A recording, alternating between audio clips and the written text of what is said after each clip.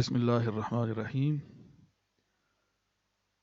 الحمد للہ وکفا وسلام علی عبادہ الذین اصطفى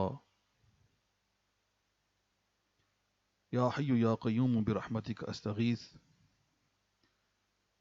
اوروفیس ٹی وی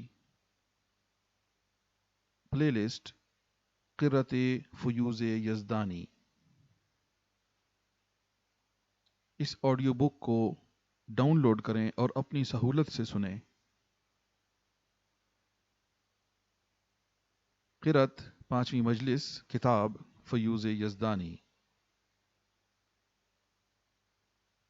وقت شام یوم سہ شنبہ 12 شوال 545 ہجری مدرسہ معمورہ. صاحبزادہ، حق تعالی شانہ کی غلامی کہاں گئی؟ سچی غلامی کو اختیار کر اور اپنی تمام ضروریات میں کفایت خداوندی حاصل کر. تو اپنے آقا کا بھاگا ہوا غلام ہے. لوٹ اس کی طرف اور اس کے حضور میں ذلت اختیار کر. تواضع اختیار کر، اس کے حکم کی تعمیل کر کے اور ممانعت سے باز رہ کر اور قضاء و قدر پر صبر اور موافقت دکھا کر. جب تجھ کو یہ بات پوری طرح سے حاصل ہو جائے گی تب تیری غلامی اپنے آقا کے لیے کامل ہوگی اور وہ تیری ضروریات کا خود متکفل ہو جائے گا. حق تعالی فرماتا ہے، کیا اللہ اپنے بندے کو کافی نہیں ہے؟ جب تیری غلامی صحیح ہو جائے گی تو وہ تجھ سے محبت فرمائے گا اور اپنی محبت تیرے قلب میں قوی کر دے گا اور تجھ کو اس سے مانوس بنا دے گا اور تجھ کو بلا مشقت اور بغیر اس کے کہ تیرے اندر صحبت غیر اللہ کی خواہش باقی رہے اپنا مقرب بنا لے گا. پس تو اس سے ہر حال میں راضی رہنے لگے گا. پھر اگر وہ تیرے اوپر زمین کو باوجود اتنی وسعت کے تنگ اور دروازوں کے باوجود اتنی فراخی کے بھی بند کر دے گا تو نہ تو اس پر غصہ ہوگا، نہ غیر کے دروازے کو طلب کرے گا اور نہ دوسرے کا کھانا کھائے گا. تو موسیٰ علیہ الصلاۃ والسلام کے ساتھ جا شامل ہوگا کہ ان کے حق میں حق تعالی نے فرمایا کہ ہم نے ان پر حرام کر دیا پستانوں کو کہ ماں کی پستان کے سوا باوجود نہ سمجھ بچہ ہونے کے انہوں نے کسی دایا کا دودھ پیا ہی نہیں. ہمارا رب عز و جل ہر چیز پر گواہ ہے، ہر چیز میں حاضر ہے، ہر چیز پر نگہبان ہے اور ہر چیز کے قریب ہے. تم اس سے بے نیاز کسی طرح نہیں ہو سکتے. معرفت کے بعد پھر انکار کی وجہ کیا؟ تجھ پر افسوس، حالانکہ تو پہچانتا ہے اللہ عز و جل کو اور لوٹ جاتا ہے اور اس کا انکار کرنے لگتا ہے. اس کے پاس سے واپس مت ہو ورنہ ساری خوبیوں سے محروم ہو جائے گا. اس کے پاس جمع رہ اور اس کو چھوڑ کر دوسری جگہ قرار مت پکڑ. کیا تجھے معلوم نہیں کہ جو صبر کرتا ہے وہ قدرت پاتا ہے؟ پھر یہ سمجھ کیسی اور یہ جلد بازی کیسی؟ اللہ تعالیٰ فرماتا ہے کہ اے ایمان والو، صبر کرو اور صبر دلاؤ اور جمے رہو اور ڈرو اللہ سے تاکہ تم فلاح پاؤ. صبر کے متعلق قرآن شریف میں بتیری آیتیں ہیں جو بتا رہی ہیں کہ صبر میں کیا کیا بھلائی، نعمتیں، اچھا معاوضہ اور عطائیں اور دنیا و آخرت کی راحتیں ہیں. صبر کو اپنے اوپر لازم کر لو، پھر دیکھو دین و دنیا کی خوبیاں کتنی ملتی ہیں. ضروری سمجھو قبروں کو دیکھنا اور نیکوکار بندوں کا قصد کرنا اور خیر کے کام تاکہ تمہارا کام ٹھیک ہو جائے. ان لوگوں میں سے مت بنو جن کو نصیحت کی جاتی ہے تو وہ مانتے نہیں اور جب سنتے ہیں تو عمل نہیں کرتے. تمہارے دین کی بربادی 4 چیزوں سے ہے. اول یہ کہ جو کچھ تم کو علم ہے اس پر عمل نہیں کرتے. دوم یہ کہ جس کا علم نہیں اس پر عمل کرتے ہو. سوم یہ کہ جو بات معلوم نہیں اس کا علم حاصل نہیں کرتے، جاہل بنے رہتے ہو. چہارم یہ کہ دوسروں کو روکتے ہو کہ جس کا ان کو علم نہیں وہ اس کو سیکھیں. صاحبو، جب تم واعظ و ذکر کی مجلسوں میں آتے ہو تو سیر کے لیے آتے ہو اور معالجہ کے لیے نہیں آتے. واعظ کے واعظ پر اعتراض کرتے ہو، اس کی غلطیوں پر اور لغزشوں کی گرفت کرتے ہو، مذاق اڑاتے ہو، ہنستے ہو اور کھیلتے ہو اور اللہ تعالیٰ کے ساتھ قمار بازی کرتے ہو کہ حسن اتفاق سے نفع ہو گیا نہ ہوا. اس سے توبہ کرو، اللہ عز و جل کی دشمنوں کی سی صورت مت بناؤ، اور جو کچھ سنو اس سے نفع اٹھاؤ۔ صاحبزادہ تو اپنی عادت کا قیدی ہے کہ نماز بھی پڑھتا ہے تو صرف عادت ہو جانے کی وجہ سے، اور مقید ہے اللہ سے طرح طرح کی چیزیں مانگنے کا، اور خالق اسباب کو بھول کر سبب کے پاس ٹھہر جانے کا، اور اسباب پر بھروسہ نہ کرنے کا۔ از سر نو عمل کر، معذرت تھوڑی غلطی ہو گئی ہے۔ صاحبزادہ تو اپنی عادت کا قیدی ہے کہ نماز بھی پڑھتا ہے تو صرف عادت ہو جانے کی وجہ سے، اور مقید ہے اللہ سے طرح طرح کی چیزیں مانگنے کا، اور خالق اسباب کو بھول کر سبب کے پاس ٹھہر جانے اور اسباب پر بھروسہ کرنے کا۔ از سر نو عمل کر اور اس میں اخلاص پیدا کر۔ اللہ تعالیٰ فرماتا ہے کہ میں نے نہیں پیدا کیا جن اور انسان کو مگر اس لیے کہ وہ میری عبادت کریں۔ اس نے ان کو ہوس کے لیے پیدا نہیں کیا، کھیل کود کے لیے پیدا نہیں کیا، اور کھانے پینے، سونے اور نکاح کرنے کے لیے پیدا نہیں کیا۔ اے غافلو، اپنی غفلتوں سے بیدار ہو۔ تیرا قلب اس کی طرف ایک قدم چلتا ہے تو اس کی محبت تیری طرف کئی قدم چلتی ہے۔ وہ اپنے عشاق سے ملنے کا عشاق سے زیادہ مشتاق ہے کہ عطا فرماتا ہے جس کو چاہتا ہے ان گنت۔ جب بندہ کسی کام کا ارادہ کرتا ہے تو حق تعالی اس کے لیے اس کے سامان جمع فرما دیتا ہے۔ یہ ایسی بات ہے جس کا تعلق معنی سے ہے، صورت سے نہیں۔ جب یہ مضمون جو میں نے ذکر کیا بندے کے لیے کامل ہو جاتا ہے تو اس کا دنیا و آخرت اور ما سوا اللہ سے زہد صحیح ہو جاتا ہے۔ صحت اس کے پاس آتی ہے، قرب اس کے پاس آتا ہے، حکومت و سلطنت اس کے پاس آتی ہے، اور سرداری اس کے پاس حاضر ہوتی ہے، اور اس کا ذرہ پہاڑ بن جاتا ہے، اس کا قطرہ دریا بن جاتا ہے، اس کا مہتاب آفتاب ہو جاتا ہے، اس کا تھوڑا بھی بہت ہو جاتا ہے، اس کا عدم بھی وجود ہو جاتا ہے، اس کی فنا بقا بن جاتی ہے، اور اس کی حرکت ثبات بن جاتی ہے، اس کا درخت اونچا چڑھ کر عرش تک رفت پاتا ہے، اس کی جڑ سرا تک پھیلتی ہے، اس کی ٹہنیاں دنیا اور آخرت پر سایہ پھیلاتی ہیں۔ وہ شاخیں کیا ہیں؟ وہ شاخیں کیا ہیں؟ حکم اور علم۔ دنیا اس کے نزدیک ایسی ہے جیسے انگوٹھی کا حلقہ۔ نہ دنیا اس کو غلام بنا سکتی ہے، اور نہ آخرت اس کو قیدی کر سکتی ہے۔ نہ کوئی بادشاہ یا ماتحت اس کا آقا ہو سکتا ہے، اور کوئی دربان اس کو روک سکتا ہے، نہ کوئی اس کو گرفتار کر سکتا ہے، اور نہ کوئی قدورت اس کو مقدر کر سکتی ہے۔ پس جب یہ حالت پوری ہو جائے تو اس بندے کو مخلوق کے ساتھ ٹھہرنا، اور ان کی دستگیری کرنا، اور ان کو بحر دنیا سے خلاصی دینا، یعنی شیخ بننا صحیح ہو جاتا ہے۔ جب حق تعالیٰ کسی بندے کے ساتھ بھلائی کا ارادہ فرماتا ہے تو اس کو لوگوں کا راہبر، ان کا طبیب، ان کا ادب سکھانے والا، ان کا مہذب بنانے والا، ان کا ترجمان، ان کو ترانے والا، ان کا میل کچیل کھرچنے والا، ان کا چراغ اور ان کا آفتاب بنا دیتا ہے۔ پس اگر بندے سے بس اگر بندے سے یہ ارشاد و تربیت کا کام لینا چاہتا ہے تو ایسا ہوتا ہے، ورنہ اس کو اپنے پاس چھپا لیتا اور اپنے اغیار سے غائب کر لیتا ہے کہ کسی کو اس کا پتہ ہی نہیں چلتا۔ اس نوع کے افراد میں سے کسی کسی کو پوری حفاظت اور کامل سلامتی کے ساتھ مخلوق کی طرف لوٹا دیتا ہے، اور ان کو توفیق بخشتا ہے لوگوں کی مصلحتوں اور ان کو ہدایت کرنے کی۔ جو شخص صرف دنیا سے بے رغبت ہو اس کی آزمائش آخرت سے ہوتی ہے، اور جس نے دنیا اور آخرت دونوں سے زہد اختیار کیا وہ آزمایا جاتا ہے دنیا و آخرت کے پروردگار سے۔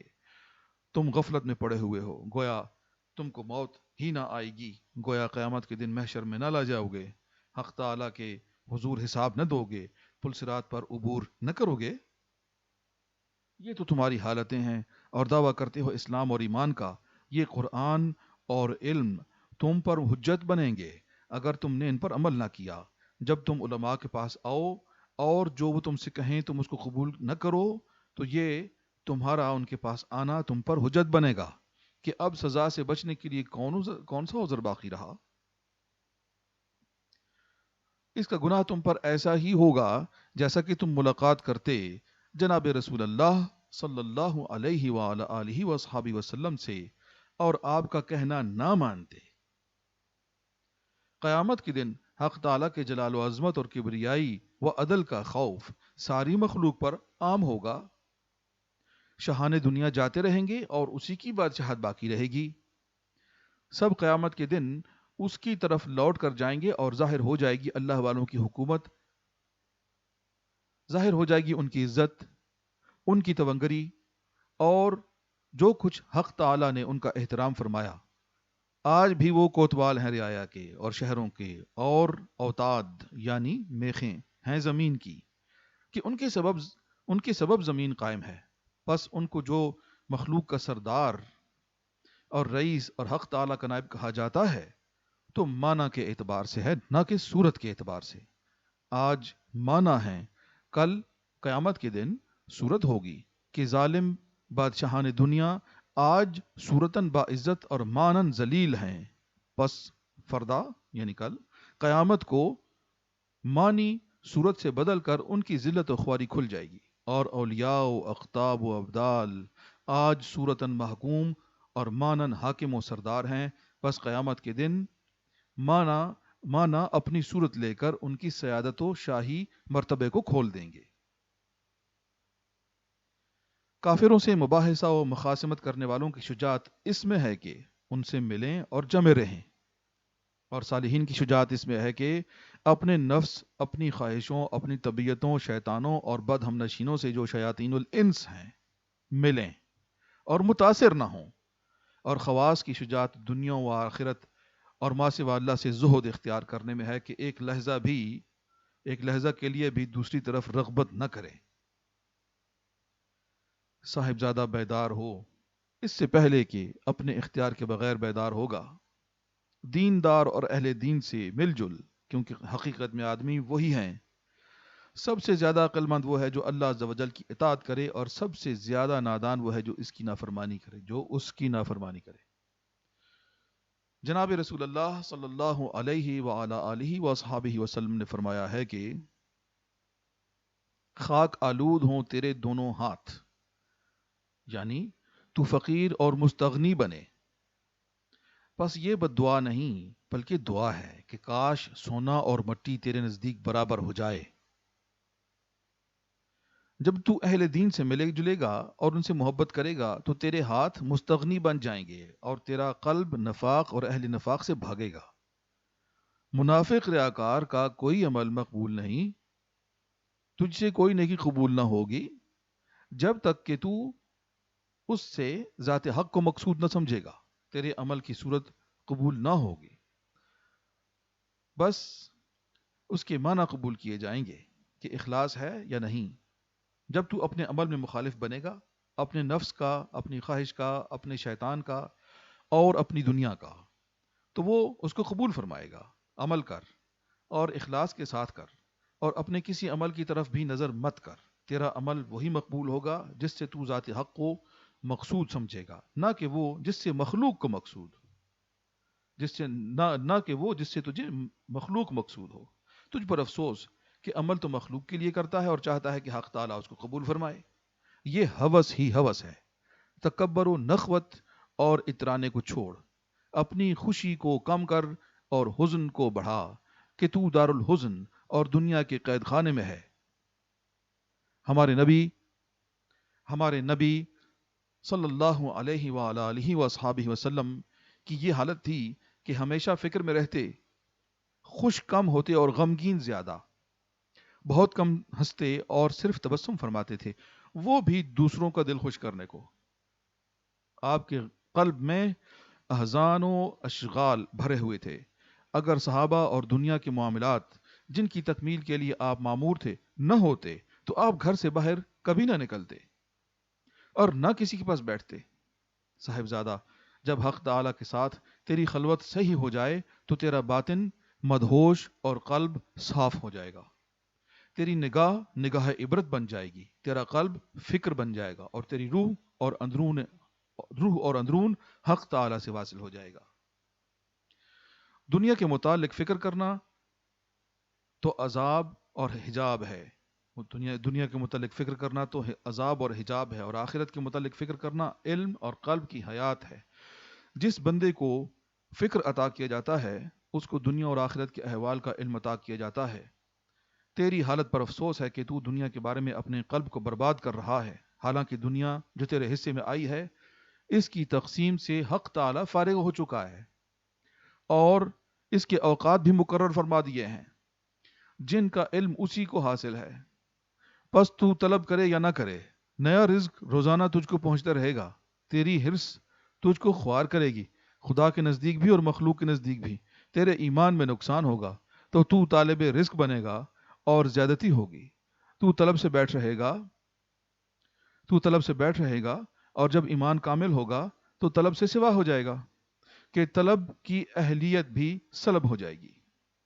صاحبزادہ واقعیت کو مخول کے ساتھ مخلوط مت کر کیونکہ جب تو نے اپنے دل میں مخلوط کو جگہ دے لی تو اب وہ خالق کے ساتھ مجتمع کیوں کر ہو سکتا ہے.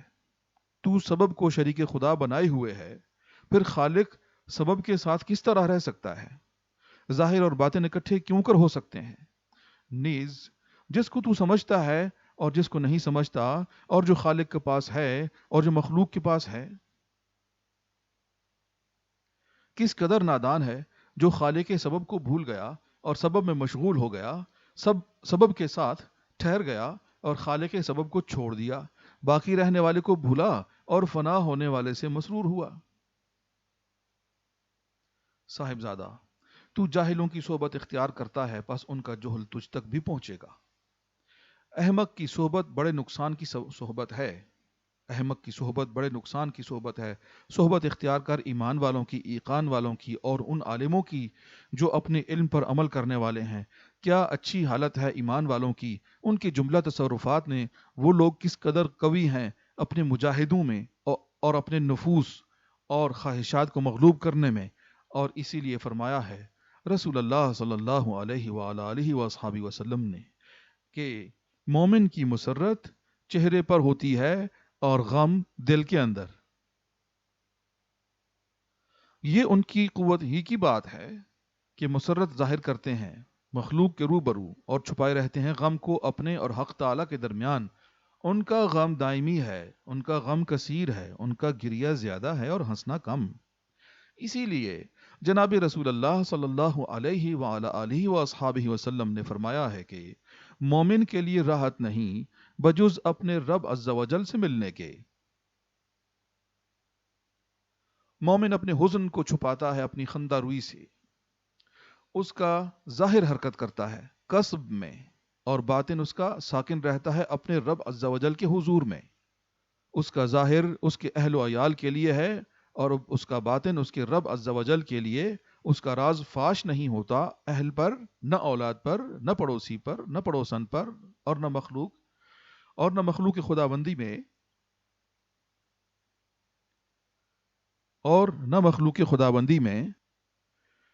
اور نہ مخلوق خداوندی میں سے کسی شخص پر. وہ سنتا ہے جناب رسول اللہ صلی اللہ علیہ وآلہ وصحبہ وسلم کا ارشاد کہ اپنے کاموں پر اعانت چاہو اخفاء کے ساتھ, پس وہ ہمیشہ اخفاء کرتا ہے اپنی حالت کا.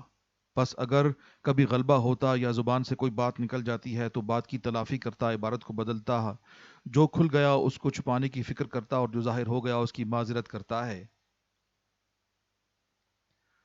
صاحبزادہ مجھ کو اپنا آئینہ بنا, مجھ کو اپنے قلب اور باطن کا آئینہ بنا, اپنے اعمال کا آئینہ بنا.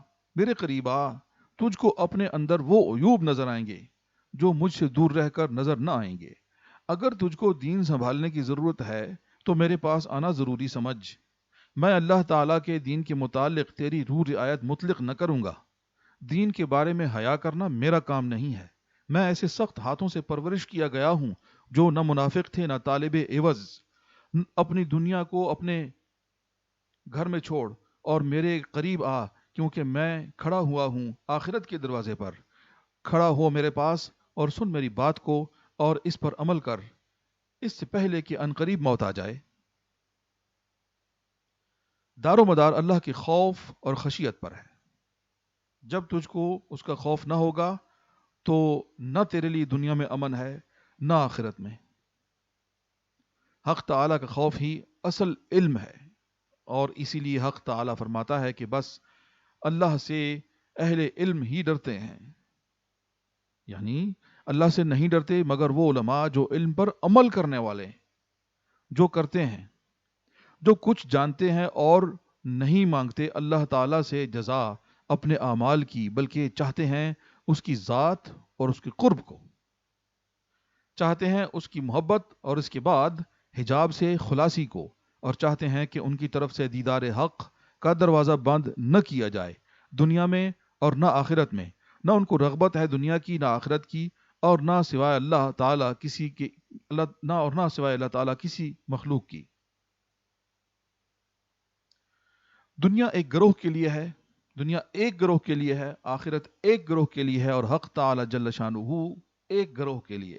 اور یہ تیسرا گروہ ایمان والوں، ایقان والوں، اللہ کے پیاروں، پرہیزگاروں، خشوع والوں اور اس کے لیے غمگین رہنے والوں اور شکستہ خاطروں کا ہے۔ یہی لوگ ہیں جو ڈرتے ہیں اللہ عز و جل سے غائبانہ، کہ وہ غائب ہے ان کی ظاہری آنکھوں سے اور حاضر ہے قلوب کی آنکھوں کے سامنے، اس سے کیوں نہ ڈریں؟ وہ ہر دن ایک جدا شغل میں ہے کہ عدلتا بدلتا رہتا ہے، اس کی مدد فرماتا ہے، اس کی مدد فرماتا ہے، اس کو چھوڑتا ہے، اس کو جلاتا ہے، اس کو مارتا ہے، اس کو قبول فرماتا ہے، اس کو مردود بناتا ہے، اس کو قریب کرتا ہے، اس کو دور کرتا ہے۔